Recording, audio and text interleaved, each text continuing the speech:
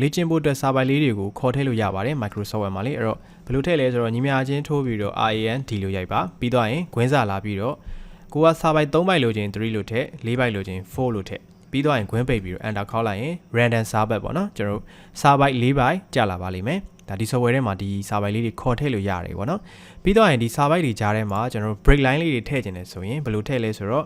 အနှုတ်ကလေး3ခုရိုက်ပြီးတော့ enter ခေါက်လိုက်လို့ရှိရင်ဒီလိုမျိုး line ကိုပပလေးတစ်ခုရတယ်ပေါ့နော်ပြီးတော့ရင်ညီများချင်း3ခုရိုက်ပြီးတော့ enter ခေါက်လိုက်တယ်ဆိုလို့ရှိရင်เนาะဒီလိုမျိုး2 line ထပ်တဲ့ပုံစံမျိုးရပါတယ်အဲ့တော့ဒါလေးတွေကိုပြန်ဖြုတ်ချင်တယ်ဆိုတော့ control z လေးနဲ့နောက်ကြောင်းပြန်ခေါက်ပေးသွားလို့ရပါတယ်ဒါမှမဟုတ်လို့ရှိရင်လည်းကျွန်တော်တို့ဘယ်ကနေသွားဖြုတ်လို့ရလဲဆိုတော့လေအဲ့တော့ဒီစာပိုက်ကအောက်ကဒီ line ကိုဖြုတ်ချင်တယ်ဆို selection ပေးပြီးတော့ border တွေကိုသွားမယ်ပြီးတော့ရင်အဲ့မှာ no border ဆိုတဲ့ဟာလေးကိုထားပေးပါအဲ့ဒါဆိုလို့ရှိရင်အောက်က line လေးပျောက်သွားမှာဖြစ်ပါတယ်အဲ့ဒါကဘာလဲဆိုတော့ကျွန်တော်တို့အခုပြောပြသွားတာကဒီစာပိုက်ခေါ်ထည့်တဲ့ဟာရယ်ပြီးတော့အောက်က line တားတဲ့ဟာရယ်ပေါ့နော်အဲ့တော့ပြီးတော့ရင်နောက်တစ်ခုကကျွန်တော်တို့ဒီ file ကိုကဟိုဆက်ဆက်ပြီးတော့အခုမှ camera ကိုစသုံးတဲ့သူတွေအတွက်ပေါ့နော်အဲ့တော့ကိုကထားပါတော့ desktop ပေါ်မှာ folder တစ်လုံးဆောက်လိုက်တယ်ပေါ့အဲ့ folder ထဲမှာဒီ file လေးကိုသိမ်းနေတယ်ဒါပေမဲ့အခုမှစသုံးတာဆိုတော့ဟို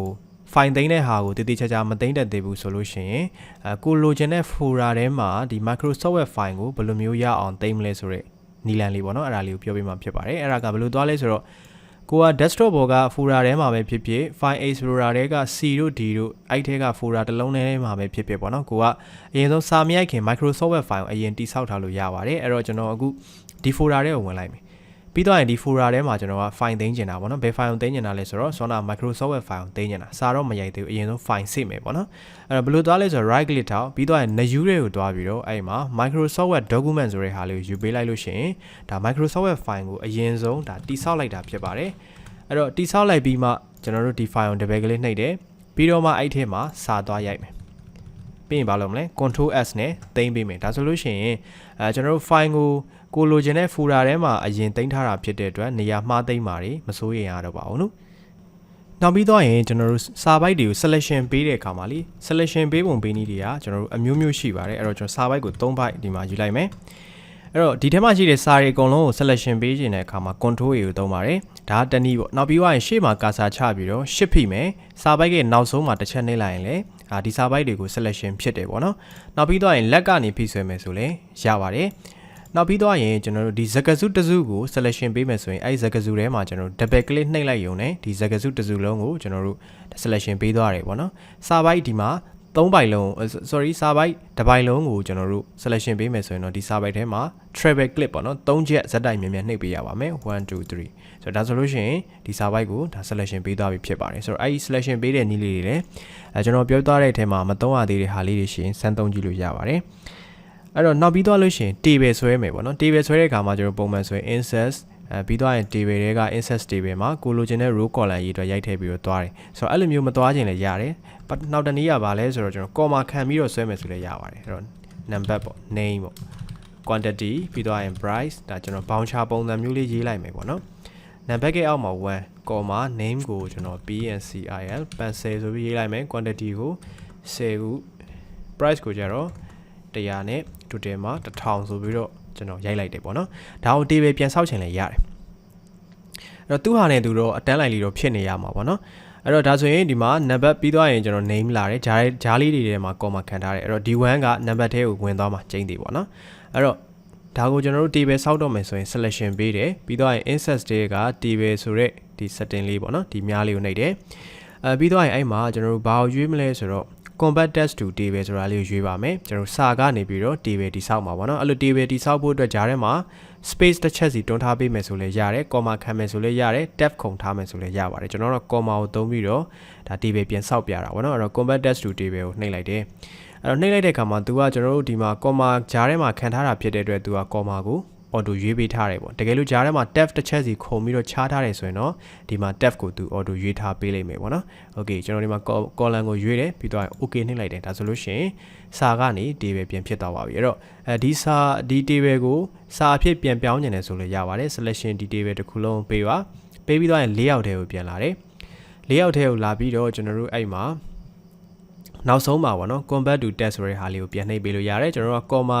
နဲ့ပြန်ယူမှာလား tab ချားတဲ့ပုံစံမျိုးနဲ့ယူမှာလားပေါ့ကျွန်တော်တို့ comma နဲ့ပဲပြန်ယူပါမယ်အဲ့တော့ comma ကိုရွေးပြီးတော့ okay နှိပ်လိုက်တယ်ဆိုရင်ကျွန်တော်တို့ sona ပုံစံတိုင်းလေးပြန်ရပါတယ်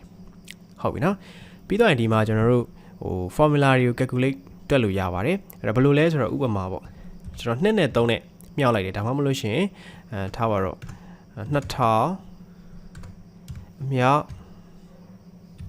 ဒီလိုကဏ္ဍနေမြောက်လိုက်တယ်ဗျာတခြားပေါင်းတာနှုတ်တာမြောက်တာစားတာကြီးလည်းအကုန်လုံးလို့ရတယ်ဆိုတော့အဲ့လိုမျိုးထိပ်ပြီးသားဒီတန်ဖိုးကဘယ်လောက်ရှိလဲကျွန်တော်သိချင်တယ်အဲ့ဒါဆိုဘယ်လိုတွက်မလဲပေါ့နော်ဒီ Microsoft Word ထဲမှာအဲ့တော့ဘယ်ကိုသွားမလဲဆိုတော့ကျွန်တော် setting တစ်ခုကိုသွားပြီးတော့ဖော်ရပါမယ်ဒီ quiz set toolbar မှာရှိတဲ့ဒီမြားလေးပေါ့နော်customize quiz set toolbar ဆိုတဲ့ဟာလေးကိုနှိပ်ပါပြီးတော့ဒီမှာ more command ဆိုတဲ့ဟာလေးကိုဆက်ပြီးတော့နှိပ်ပါမယ် Okay အဲ့မှာကျွန်တော်တို့ဘာကိုရွေးမလဲဆိုတော့ all command ဆိုတဲ့ဟာလေးကိုထားပေးပါဟုတ်ပြီနော် choose command from ဆိုတဲ့နေရာမှာကျွန်တော်တို့ all command ကိုထားပြီးတော့အဲ့မှာ calculate ဆိုတဲ့ဟာလေးကိုကျွန်တော်တို့သွားရှာပေးရပါမယ်သူကဒီ ABCD ကိုအစင်တိုင်းလေးစီပေးထားတာဆိုတော့ကျွန်တော်တခြားလေးတော့ရှာပေးပါအဲ့တော့ calculate ဒီမှာတွေ့ပါပြီဆိုတော့ calculate ဆိုတဲ့ setting လေးကိုယူပြီးတော့ add ကိုနှိပ်ပေးပါပြီးတော့ဘာလုပ်မလဲ okay ဒါဆိုလို့ရှိရင်ဒီပုံမှာ calculate ဆိုတဲ့ button လေးထွက်လာပါလိမ့်မယ်အခုလောလောဆယ်တော့မှိန်နေလိမ့်မယ်ကျွန်တော်တို့ဒါကို selection ပေးမယ်အဲ့ဒါဆိုလို့ရှိရင်ဒီမှာ calculate ဆိုတဲ့ button လေးကလင်းလာပြီအဲ့ဒါဆိုတစ်ချက်ကလစ်လိုက်ဒါဆိုအဖြေကဘယ်လောက်ရလဲသိချင်အောက်မှာသွားပြီးတော့ကြည့်ပေးလို့ရတယ်ပေါ့နော်ဘယ်တော့ရောက်သွားလဲအဲ့ဒါတစ်ချက်ပြန်ထောက်ကြည့်မယ်ဒီအောက်မှာ69123933ဆိုပြီးတော့အဖြေထွက်လာပါတယ်ဒီလိုမျိုးလေတွက်ပေးလို့ရပါတယ်ဟုတ်ပြီနော်နောက်တစ်ခုကကြတော့ကျွန်တော်တို့ PDF file ကို Microsoft Word ထဲကိုပြန်ထည့်ပြီးတော့ပြင်လို့ရပါတယ်အဲ့တော့ကျွန်တော်ကတော့2016 version သုံးတယ်ပေါ့နော်အရင်ဒီ version အဟောင်းတွေကရမရတော့မပြောတတ်ဘူး version အသစ်တွေကတော့ PDF file ကိုဒီ Microsoft Word ထဲမှာပြန်ပြောင်းမှုကအဆင်ပြေပါလိမ့်မယ်အဲ့တော့ဘယ်လိုသွားမလဲဆိုတော့ဒီ Microsoft Word file ကိုဖွင့်ပြီးသွားရင် file ထဲက open ကိုသွားပါတော့ open ကိုသွားပြီးတော့ browse ကိုသွားမယ်ကိုယ့်ရဲ့ computer ထဲမှာကိုပြင်နေတဲ့ PDF file လေးကိုသွားပြီးတော့ရွေးပါမယ်အဲ့တော့မြန်မာစာတွေကတော့အဆင်ပြေလားမပြေလားတော့ကျွန်တော်တခြားတော့မစမ်းကြည့်ရသေးဘူးအင်္ဂလိပ်စာတွေဆိုရင်တော့ပြန်ပြင်ဖို့ကတော့အဆင်ပြေပါတယ်အဲ့တော့ကျွန်တော်ဒီမှာ Computer Basics ဒီ course တဲကကျွန်တော် PDF file တစ်ခုကို open လုပ်လိုက်ပါမယ်ဒီ Microsoft Word တွေကိုဖွင့်တာပေါ့နော်အဲ့တော့အဲ့မှာသူကခဏလေးတော့စောင့်ပေးရပါတယ်အဲ့ဒီလို setting လေးပေါ်လာပြီဆိုရင်ကျွန်တော်တို့ကဒီမှာ okay လေးနှိပ်ပေးပါဒါဆိုလို့ရှိရင်ဇောနာကကျွန်တော်ရွေးလိုက်တဲ့ဖွင့်လိုက်တဲ့ PDF file ထဲမှာရှိတဲ့ data တွေကိုဒီမှာပြန်ပြီးတော့ပြင်လို့ရပါတယ်မြန်မာစာ format တွေကတော့နည်းနည်းမြန်မာစာတွေကတော့ဟိုပြောင်းပြန်နေတော့ဖြစ်သွားလိမ့်မယ်လို့ထင်ပါတယ်အဲ့တော့ကျွန်တော်ထင်တာတော့ PDF ကနေ Microsoft Word ပြန်ပြောင်းတဲ့အခါမှာမြန်မာစာ file တွေဆိုရင်တော့တိတ်အဆင်ပြေဖို့မရပါဘူးအင်္ဂလိပ်စာဆိုရင်တော့အဆင်ပြေပါတယ်နောက်တစ်ခုကကြတော့ကျွန်တော်တို့ update ဖြစ်တဲ့ရက်စွဲကိုထည့်ခြင်းတယ်ဆိုလို့ရှိရင်ကျွန်တော်တို့ဘယ်လိုထည့်လို့ရလဲဆိုတော့လေပုံမှန်လက်ကနေရိုက်ထည့်တဲ့ရက်စွဲကြတော့သူကမနက်ဖြန်ရောက်တိုင်းမှာ update မလုပ်ပေးပါဘူး update လုပ်တဲ့ရက်စွဲကိုလိုချင်ရင်ကျွန်တော်လက်ကနေရိုက်ထည့်တာထက်ပေါ့နော်ကျွန်တော် insert tab ကိုသွားပြီးသွားရင်ကျွန်တော်တို့ဒီမှာ test group မှာ day and time ဆိုတာလေးရှိတယ်သူ့ကို click နှိပ်ပြီးတော့ကိုကစာပုံစံနဲ့လိုချင်တာလားကဏ္ဍပုံစံနဲ့လိုချင်တာလားကြိုက်တဲ့ပုံစံလေးကိုဒီမှာရွေးပေါ့နော်ရွေးပြီးသွားရင်ဒီမှာ update automatically ဆိုတဲ့ setting ကိုအမှန်ချစ်ပြီးတော့ okay နှိပ်ပေးပါဒါဆိုလို့ရှိရင်ဒီရက်စွဲလေးကမနက်ဖြန်ရောက်တိုင်းမှာသူ auto update လုပ်ပေးသွားပါလိမ့်မယ်ဟုတ်ပြီနော်ပြီးတော့ရင်နောက်တစ်ခုကကျွန်တော်တို့ home ထဲမှာရှိတဲ့ format painter အသုံးပြုနေပေါ့နော်အဲ့တော့ format painter ကတော်တော်လေးတော့အသုံးနည်းမယ်လို့ထင်တယ်ဒါပေမဲ့သူကတော်တော်လေးဟိုသုံးလို့ကောင်းတဲ့ setting ထဲမှာပါပါတယ်ဆိုတော့သူကအဓိကဘာလုပ်တာလဲဆိုတော့ဒီ font တွေ site တွေအယောင်တွေကို copy ကူးတာပေါ့နော်အဲ့တော့ကျွန်တော်ဒီစာပိုက်တစ်ပိုက်ကိုကျွန်တော် font ပြောင်းလိုက်မယ်ပေါ့နော်အဲ့တော့ font ပြောင်းလိုက်တယ်ပြီးတော့ရင်နည်းနည်းကြီးလိုက်မယ်အဲ့ဒါဘိုးတွေလည်းတင်လိုက်မယ် italic တွေလည်းလုပ်ပလိုက်မယ်ပြီးတော့ရင်အယောင်တွေသွားထည့်လိုက်မယ် highlight ထည့်မယ်ပြီးတော့ရင်သူ့ကိုအနီရောင်လေးပါပြောင်းထားလိုက်မယ်ဒါဆိုရင်ဒီမှာသုံးထားတဲ့ font တွေ site တွေအယောင်တွေကို copy ကူးချင်ကျွန်တော်ပုံမှန်ဆိုတော့ဒီစာကြီးကို selection ပေးတယ်သူသုံးထားတဲ့ font တွေ site တွေတွားကြည့်တယ်ဘိုးတွေ italic တွေထည့်ထားလားတွားကြည့်တယ်တစ်ခုချင်းလိုက်ထည့်ရတယ်ပေါ့နော်အဲ့လိုမထည့်ချင်သူ့မှာသုံးထားတဲ့ font site အယောင်ကို copy လုပ်လို့ရတယ်အဲ့ဒါကဘာနဲ့လုပ်လဲဆိုတော့ format painter နဲ့လုပ်ပါတယ်အဲ့တော့သူရှိရာကူးမှာဆိုတော့သူထဲမှာ cursor ချပြီးတော့ format painter ကို double click နှိပ်ပေးပါပြီးတော့ရင်ကိုပြောင်းကျင်တဲ့စာပေါ်ကိုဖိဆွဲပေးရုံပါပဲဒါဆိုလို့ရှိရင်အပေါ်မှာသုံးထားတဲ့ font size အယောင်တွေအကုန်လုံးကဒီကို copy ကူးလိုက်ပြီးဖြစ်ပါတယ်အဲ့တော့ကိုကမသုံးကျင်တော့ဘူးဆိုလို့ရှိရင်တော့ format painter ကိုနှိပ်ပြီးတော့ပိတ်ထားလိုက်လို့ရပါတယ်ရမှာနော်နောက်တစ်ခုကကြတော့ကျွန်တော်တို့ computer ဒီစာသင်တဲ့သူတွေအသုံးပြုလို့ရတဲ့ဟာပေါ့နော်အဲ့တော့ကျွန်တော်တို့ computer ထဲမှာရှိတဲ့ဒီကို screenshot လုပ်ချင်တဲ့ဟာတွေရှိတယ်ဆိုရင်ကျွန်တော်တို့ screenshot လုပ်ပြီးတော့ကျွန်တော်တို့ဒီ Microsoft Word တွေကိုဘယ်လိုထည့်မလဲပေါ့နော်အဲ့တော့ဒီ desktop screen ကိုကျွန်တော် screenshot ရိုက်ချင်ကျန်တဲ့ဘာ software မှာဖွင့်မထားဘူးဖွင့်ထားခဲ့တယ်ဆိုလို့ရှိရင်လည်းအကုန်လုံး minimize ချထားလိုက်ပေါ့နော်ချထားပြီးတော့ရင်ကျွန်တော်တို့ Microsoft Word တွေကိုလာတယ်ပြီးတော့ရင် insert tab ထဲမှာကျွန်တော်တို့ screenshot ဆိုတဲ့ဟာလေးရှိတယ် screenshot ကိုနှိပ်ပြီးတော့အောက်က screen clipping ဆိုတဲ့ဟာလေးကိုနှိပ်ပေးပါ ဒါဆိုရင်ဖြူသွားလိမ့်မယ်ဖြူသွားတဲ့အထိစောင့်ပြီးသွားရင်ကိုရိုက်ချင်တဲ့အပိုင်းလေးကိုကျွန်တော်တို့ကဖိဆွဲပေးရပါတယ်ဒါဆိုလို့ရှိရင်ဒီထဲကိုကျွန်တော်တို့ဒါ screenshot လုပ်လိုက်တဲ့ဓာတ်ပုံလေးရောက်လာပါလိမ့်မယ်ဒီရောက်မှာပေါ့နော်ဒီဟာမှမဟုတ်ဘူးတခြားပုံတွေလည်းကျွန်တော်တို့ရိုက်လို့ရတယ်ဥပမာကျွန်တော် File Explorer ကိုဖွင့်လိုက်တယ်ပေါ့ဒီ Dry E ထဲကိုရိုက်ပြခြင်းတယ်ပေါ့နော်အဲ့ဒါဆိုရင်ဒီဟာကိုဖွင့်ထားပြီးတော့ Microsoft Word ထဲကိုလာတယ် Insert ပြီးတော့ Screenshot Screen Clipping ကိုလာပြီးတော့ကျွန်တော်တို့ဖွင့်ထားတဲ့ဟာလေးပေါ်မှာဖြူသွားတဲ့အထိစောင့်ပြီးတော့ကိုလိုချင်တဲ့နေရာလေးတွေကိုဒီလိုမျိုးရိုက်ပြီးတော့ screenshot လုပ်လိုက်လို့ရပါတယ်ဖိဆွဲပေးလိုက်ရင်ဒါ screenshot ဖြစ်သွားတယ်ပေါ့နော် okay ဒီလိုမျိုးလေးလုပ်ပေးလို့ရပါတယ်နောက်တစ်ခုကဒီ file ကိုပေါ့နော်ကိုယ့်ရဲ့ file ကိုသူများဖွင့်လို့မရအောင် password ပေးထားမယ်ဆိုလည်းရပါတယ်အဲ့တော့ကျွန်တော်ဘယ်ဟာကိုခတ်မလဲဆိုတော့ဒီ my file ဆိုတဲ့ file လေးကို password ခတ်ပါမယ်ဘယ်ထဲမှာလဲဆိုတော့ file ထဲက info တွေကိုသွားပါတယ်ပြီးတော့ရင် product document ရဲ့အောက်မှာ encrypt with password ဆိုတာလေးရှိတယ်သူ့တစ်ချက်ကလစ်နှိပ်ပြီးတော့ရင်ကျွန်တော်တို့ password ကို1လို့ပေးလိုက်မယ်ကြိုက်တဲ့ password ထည့်လို့ရပါတယ်မှတ်မိလွယ်တဲ့ password ကိုပဲထည့်ပေးပေါ့နော် password ထည့်ပြီးတော့ရင် okay အဲ့ password ကိုပဲနောက်တစ်ခါထပ်ပြီးတော့ထည့်ပေးရပါတယ်နောက်တစ်ခါ1ဆိုပြီးကျွန်တော်ထည့်လိုက်တယ် okay password ပေးပြီးတိုင်းကျွန်တော်တို့ save လုပ်ပေးရပါတယ်နော်ဒါဆိုရင် save လုပ်လိုက်တယ်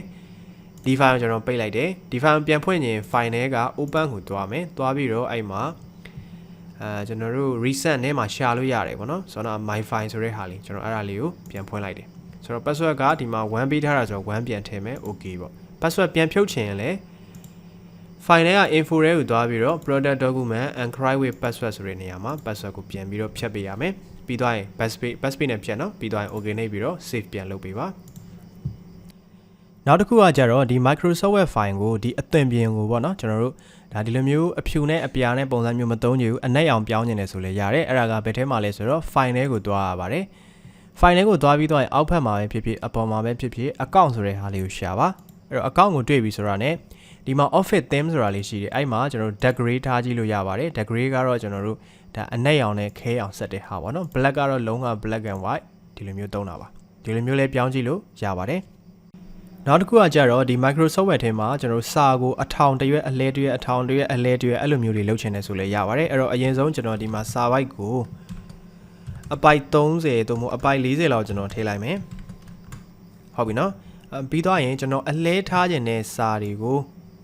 မလုပ်လိုက်မလဲဆိုတော့အယောင်လေးနဲ့တိတာပါအောင်ကျွန်တော်မှတ်လိုက်မယ်အဲ့တော့ဒီဟာပေါ့နော်ကျွန်တော်အခုအဝါရောင်ပေးထားတဲ့စာပိုက်တွေကိုကျွန်တော်ကစာရွက်ကိုစာရွက်ကိုလှဲပြီးတော့တက်တရွက်ထားမယ်ပေါ့နော်Okay ဒါဆိုလို့ရှိရင်ဒီ setting လေးတွေကအကျိုးရှိလာမယ်လို့ထင်ပါတယ်အဲ့တော့ကျွန်တော်ရဲ့ channel လေးမှာလည်းအခုလိုမျိုးလုပ်ငန်းခွင်မှာအသုံးတည့်မယ်ကွန်ပျူတာနဲ့ပတ်သက်တဲ့နည်းပညာပိုင်းလေးတွေကိုအမြဲတမ်းမျှဝေပေးနေတာဖြစ်တဲ့အတွက်ကျွန်တော်ရဲ့ channel လေးကိုလည်း subscribe လုပ်ပြီးဖို့ပြောချင်ပါတယ်ဗျ